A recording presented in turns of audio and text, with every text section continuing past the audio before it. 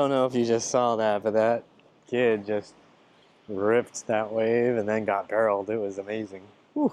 I'm at the surf stadium in Shizunami, Japan to show you an exercise that I realized you should be doing and I should be doing. I realized this by watching myself surf, and I realized, my goodness, I really got to make sure other people know how to do this. So if you are over 30 years old, if you're over 60 years old, this is still a really useful exercise. If you've been working on improving your deep squat and you have succeeded at getting down low into the deep squat, the human squat, primal squat, Asian squat, good job. And also, let's not neglect something that I myself have been neglecting. So I'm going to show you this simple exercise. It's going to help you get stronger. It's going to help you with your balance. It's going to help you with your life. If you're ready, let's get ready to think right, move right, and feel right. In the last year of my mom's life, these two exercises were exercises I used with her to help her feel more stable and more balanced. When she was doing them regularly with me, it really obviously helped her ability to get up and down, get out of chairs, to be able to walk, to be able to keep up with her grandson. And so I know that these exercises are useful. I just didn't realize how useful they would be for me right now, just because, you know, when you're talking about yourself, there's so many blind spots, it's hard to see your own weaknesses very well. In any case, I've seen the blind spot for me. I'm sharing this with you, hoping that you will implement this so that your body can feel stronger and feel more balanced, and you'll be safer, more comfortable, and confident in your daily life. All right, so here's the exercise. You just need to be next to a chair, and you're not going to try to drop it all the way down to the ground. You're just gonna hold on, and then you're just going to keep it to like a quarter squat. So you'll notice I'm not going even below 90 degrees. I'm not changing this angle, making it go super deep. I'm keeping it obtuse. I'm keeping it greater than 90 degrees, and I'm exploring the range of motion, the strength I have through that shallow range. Also, I want to explore whether I can keep my weight in my toes or on the ball of my foot, and if I can keep my weight in my heels. I want to be strong in all those options, so I'm going to explore. So you're not just going to say like, oh, I can do this, and just kind of mindlessly do it. You want to explore, shift your weight around, move it forward, move it back, and work on slow, controlled repetitions. That's gonna help you build that strength in your thigh muscles. It's gonna help your knees feel safer and stronger. Also, the thing that I've been working on since I've been here yesterday and saw how bad my surfing was shifting weight onto one side. So being able to load onto one leg and feel solid and stable, and shift your weight forward, shift your weight back, figure out what feels weak, what feels like it needs work, and stay there. Stay there until it gets tired, stay there until it burns, and then push out of it. When you come out of it, I have been doing this, so please don't do this. Don't then shift onto the other leg to cheat your way back up. See if you can use this tired leg to come back up, so you're not just burning it out and then coming out of it. If you need to do that, if that's the only way it feels safe, that's fine, but it's important for you to be able to use these muscles to push yourself out of it. Same thing on the other leg. So for people who are doing sports like skateboarding, snowboarding, surfing, it's super common to just have a really strong leg and then wonky whatever on the other leg. I don't have this developed yet, but I've noticed all the pro surfers have their lower leg is actually externally rotated. It's just like twisted out because they're constantly doing that. And even when you see them standing, you can see how much that leg gets turned out. I don't know how strong their back legs are. I'm assuming for pros especially it's super strong, but if you're not a pro surfer, you're not a pro board sports, whatever, you need to make sure you practice building up the same kind of strength on the other side, right? Same thing, forward, back, and work on that. I've noticed that there are very specific angles and positions that feel super weak for me. So then when I'm on the board in the water, I'm gonna be really stiff because I can't find stability from my leg and my hip muscles. So I need to train those, get better at those so that I can transmit that into the board. Quick interruption, if you've learned something at this point, please drop me a comment down below and let me know what you've learned. And don't forget to hit that like and subscribe button. All right, let's get back to it. Now, that's not it. Number 2 thing is to work on your lower leg. So the calves, the feet, okay, you can do this barefoot if it's comfortable for you, but think about doing calf raises with knees bent as well. This is gonna help you feel more stable when you're doing things like the squat. And if you, again, are in board sports, it's really important to be able to do these kind of calf raises so that you can put pressure toe side and control that. If there's any bumps, if there's a mogul, whatever, you gotta have that strength. Now, something about this specifically to pay attention to is whether your weight is forward or back. If your weight is constantly back all the time, that's not gonna load your calf muscles in the full range of motion. So being leaned forward, you can hold onto the wall or a chair like this, hold those contractions at the top.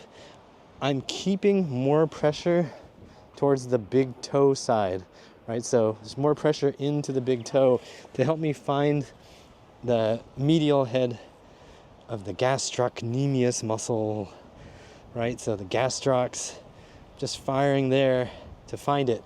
You can play around with how much knee bend, you can play around with how much you squat, you can be more straight-kneed.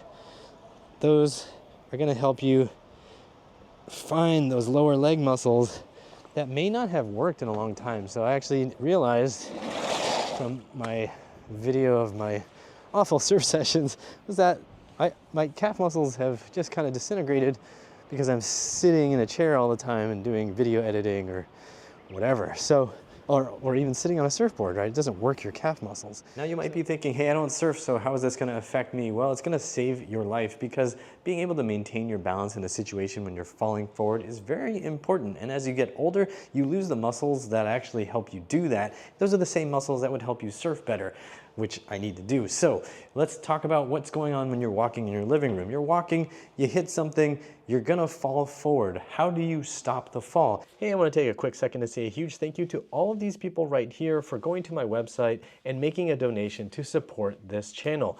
Your support helps me make videos like this without also having to waste your time with commercials about fancy sunglasses or clothing or supplements that you don't really need. So if you want to support me too, go to uprighthealth.com/donate. I really appreciate it. And while you're there, sign up for the BRB Body Rebuilding Basics program. It's got free workouts, it's got advice, it's got research, it's got all you need to start understanding how your body works and how to make it feel better. So go get that if you haven't already, and please don't forget to subscribe. All right, let's get back to it.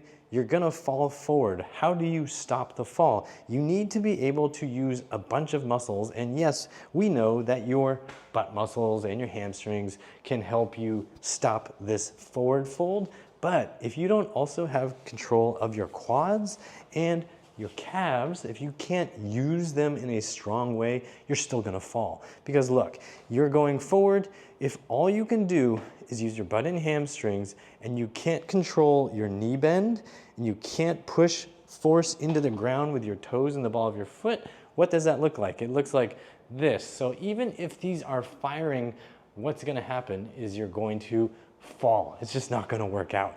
You need to be able to, boom, let the knee bend, push into the floor with your foot, with the front of your foot, and that transmits the force that's being generated by your butt and your hamstrings into the floor in a way that really helps you, right? So if you're going like, you have some more safety. If you're in any kind of sport where you need to change directions, if you need to run, plant, pivot, change, you're gonna need to have strong muscles that support the knee and the calf, right? The calf muscles, they need to be able to push into the ground. If they can't, then you're basically screwed because when you go to do anything, you're locked, you're on your heel, and what? That only gives you a couple different positions you can go to. You just have this kind of side to side, front to back. You can swivel around, but you can't drive into the ground. You can't do anything like absorb some of the energy and then come back out of it. So once you get your quads and your calves a little bit stronger. It's gonna help you out with everything. It's gonna help you in any sport, and it's gonna help you walk through your living room safer. So you can get to your remote control, so you can watch videos like this. If you're trying to improve your balance, you're trying to improve your squat, if you're over 30 years old and you are no longer really actively doing things, your calf muscles are probably really weak, your thigh muscles are probably really weak, so you should be doing these exercises at least once a week, right? But more likely, if you're super sedentary, I would suggest you start off with twice a week, do it Monday, Thursday, or Tuesday, Saturday, and then see how your body feels. So you can do 2 sets of each exercise, basically just go to fatigue, and then take a couple days off, do it again. If you actually want sets and reps, well then let's just say each set around 10 to 20 repetitions, if that feels doable and safe for you. Keep your range of motion within a comfortable range so that you're not ever feeling like you're gonna blow anything, right? And we're staying in the higher range, so we're not going where the knee gets into an acute angle. We're staying higher, and it can be really shallow. It's totally cool. Be shallow, right? Work on your calf muscles, rest, then do more squatting, get to fatigue, quarter squats we can call these, 1/8 squats, 1/16 squats, right? Just do them to fatigue, figure out what orientation is tough for you. Afterwards, you do your calf raises like so. Okay, again, to fatigue, you should feel those calf muscles working, change up your foot position. Even with the squats, right? You could do squats narrow, you can do them wider, you can do them on one leg at a time. All of it is okay. Even with your calf raises, you can do them one leg at a time, right? So just make sure if you're gonna do anything one leg at a time, unilaterally, that you make it even. So if you have one side that's obviously stronger than the other side, then you wanna make sure you do more for the weaker side. Could be a few extra reps or a full extra set for that weaker side. If you want to learn the fundamental principles that help you rebuild your body at home, then go to uprighthealth.com/BRB to get my free Body Rebuilding Basics program. It'll help you understand all the pitfalls and all the strategies you'll need to implement to get more mobile and feel more balanced and more strong and confident in your body. And it includes follow along workouts for free. It's all in that course. Go get it, go sign up for it right now. By the way, if you're watching this video and you're thinking, hey, I'd really like to go to that surf stadium in Japan too, but it seems like super overwhelming, especially if I don't speak Japanese. How am I gonna get there? Is it scary? What's gonna happen to me? Then drop me a comment down below. Let me know that you actually want to go to that surf stadium, and I will actually make a video. I'll post it on a different channel most likely, and I'll link to it in the description box if I do end up making it. I've taken a lot of video of the actual journey to getting to the surf stadium. It's not that bad, it's not that hard. You can do it if you are a crazy addicted surfer who spends too much money on this stupid addiction. The only thing I ask is that if you are gonna go to the surf stadium and you're gonna use my instructions, you have to take me with you and pay for all my sessions. That's a joke, but if you have the money, I'll take it. If you want to support this channel, hit the like button, subscribe. You can go to uprighthealth.com/DIY, get one of my programs, and that'll help you and it'll help me. Whatever you want to do is totally fine. You can even click that donate button, or I think on YouTube it's called thanks. Go to my website, uprighthealth.com/donate. Whatever you want to do, I appreciate. Make sure you subscribe and hit that like button. Thanks so much.